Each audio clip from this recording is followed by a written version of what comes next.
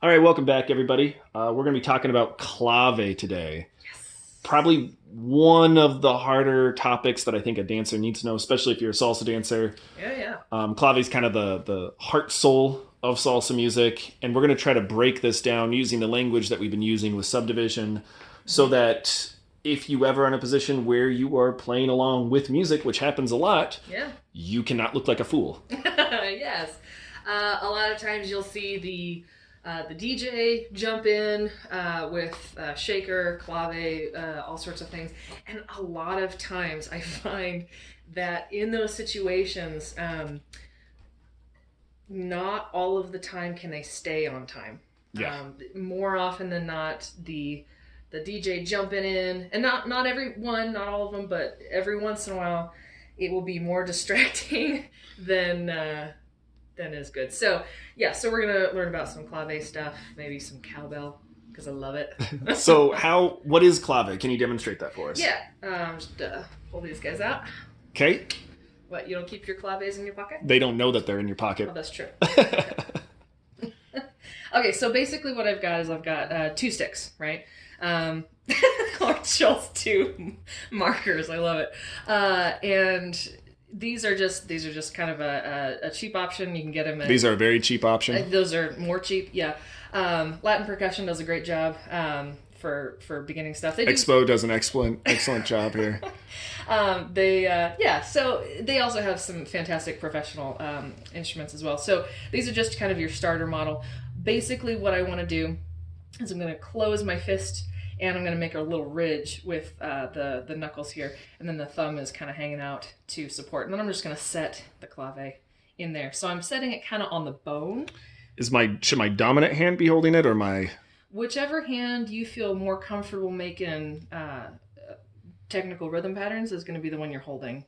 The working hand, right? Okay. So my left, I'm right-handed, so my left hand's going to hold my clave here, and then my right hand, I'm going to hold it very gently with kind of the pads of the fingers, not gripping. Because if you'll notice, the more contact makes it very doesn't allow the sound to amplify. Yeah. So I've got my fingers here just thusly, and then there we go, and then my working hand on the top. So I'm going to give it. We're going to do just a straight clave here. I'm going to start from the 3 side. I'm going to go pop, pop, pop, pop, pop. It's beautiful, Joel. So yeah, so our basic. You can try it at home. You might not should. have special sticks, but you probably got markers. You got maybe markers, spoons, pens, whatever. You don't have to hold it this way. You can also just grab them and do whatever if you're just working on the rhythm. But this is the way to actually do it. So we're gonna play it over a couple times. So we go 1, 2, 3, 4.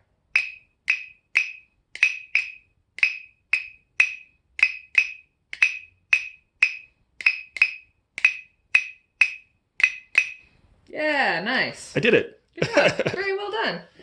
Yeah, so let's talk about some of the breakdown, the timing of it. Set my clave off to the side here. So typically, your clave rhythm will be over two measures, 2 bars. That's typical, of course. In our theory, we can use it as 1 bar, 2 bars, 4 bars. We can notate it a bunch of different ways. But for today, we're going to stick to 2 bars. So I'm gonna write this out for us, right? So we've got okay. So bump, bump, bump, bump, bump. Okay, and I'm gonna use 1 line today because typically in a percussion, that's a good line too. Nice. You're doing a good job. I know. Typically in a percussive standpoint, we would not use a bunch of different lines because there's a lot of different notations. So we're just going to use the 1 line today. And as we may or may not know, typically you don't have pitches unless you're using toms or like in marching music where you have quads, so you have actually different pitches of drum. But for now, we're just going to use the 1 line. Can you show us how they notate a percussion note? Yeah. I think that's pretty cool. So you've got a lot of different things, and depending on the song, you're going to have a key, right? So just like in a map, you have a key, you have a key in your music, and typically up at the top they'll be like, oh, this little triangle is for your rim, right? Or let's do it'll be a shot, a rim shot, right? That's where you hit the drum head and the rim at the same time. Typical, just a rim click, or you're just hitting the rim as an X. Squares are normal. Just a slash is very normal as well. So I'm going to use slashes today to kind of give us. Is this super standardized, or is it kind of depending on who's putting the music out? I mean, this is what you see a lot, Mm-hmm. right? But depending on how many different sounds they want you to make, since that's pretty much up to just creative license, you might need like, you know, a squiggly line because you're running out of shapes. Yeah. You know, Yeah. so whatever you as the composer need to do to show the musician how to play, that's what you're going to see. So today, because we're not doing a bunch of different stuff, I'm just going to use this little guy here. Boop. So as we all know, we've got 4 beats in our measure. Thank you. Mm-hmm. 4 beats per measure. The quarter note gets 1 beat. So our clave rhythm is going. Okay, so this is what you would see, right? This is your typical clave rhythm. 1 and 2 and 3 and 4 and 1 and 2 and 3. So let's break this down a little bit more. So this is an 8th note rest. This is a quarter note rest. Obviously, like, you know, I'm not a machine and can't draw it perfectly, but that's basically what you've got. So if we're breaking this into our sections, kind of talking about how we did with the subdivisions earlier, right? I would have my Let's put this in dancer speak. Dancer speak. I love that. Yeah. So doom ga ha Yeah. So I'm using my 1, my and of 2, my 4, 1 and 2 and 3 and 4 and. Then on the second half, I'm using my 2 and my 3. Boop. And boop. So 1 and 2 and 3 and 4 and 1 and 2 and 3. Pop, pop, pop, pop, pop, pop, pop, pop, pop, pop. 1 and 4, 2, 3. Or if we're dancing it out, 1 and 4, 6, 7. Bump, bump, bump, bump, bump. That's cool. It's nice when you have an understanding of subdivision. You can start identifying with musicians and very fundamental parts of music. You can understand what they're doing, and it makes it easier Right. for you to do your footwork and not get lost in the sounds Yes. because they're playing things I'm familiar with.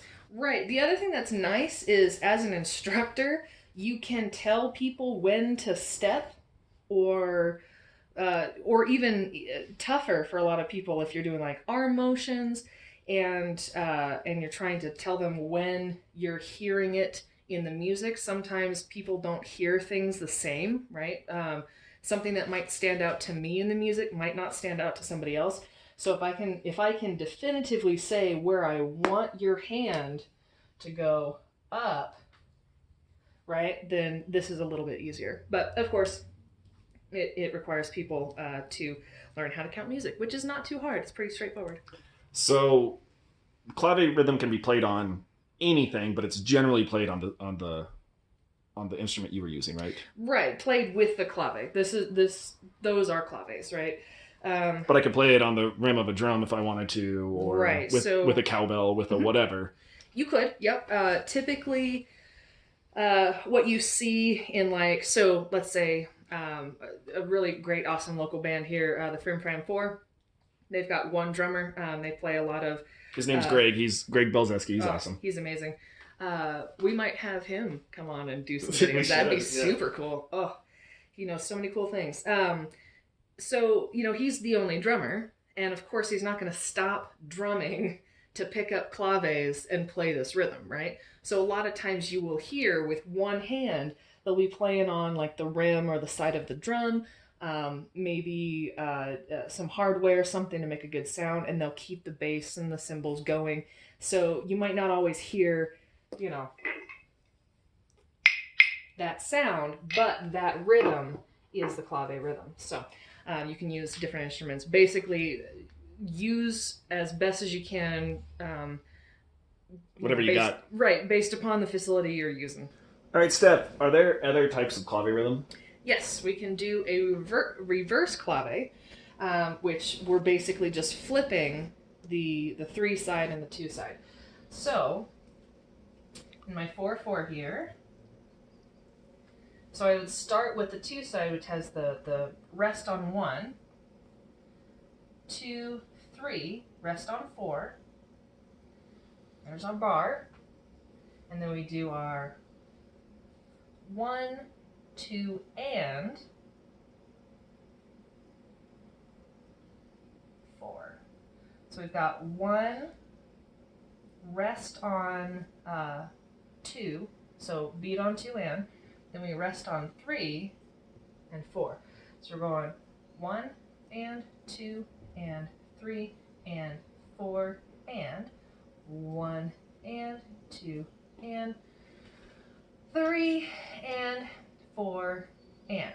So we're playing the 2, we're playing the 3, we're playing 1, 2 and 4.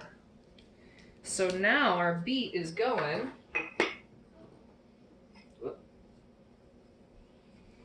I'm playing along here. 1, 2. Whoop! I need to hit it. 1, 2, 3. 1 and 4. 1, 2, 3. 1 and 4. 1, 2, 3.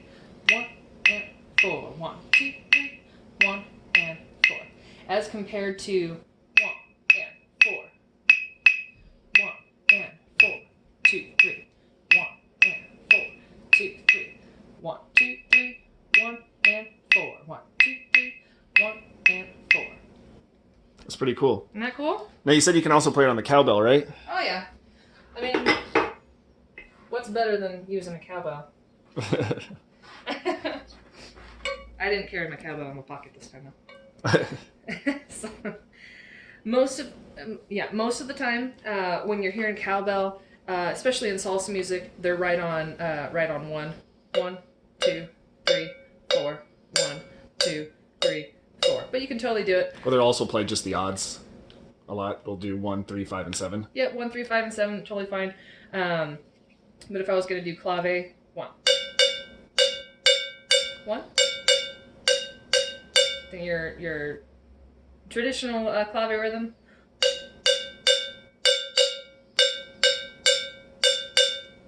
That's pretty cool. Yeah, cool. Yeah, it's not as fun sounding on the cowbell just because we're used to hearing clave with claves, but yeah, kind of has that click to it.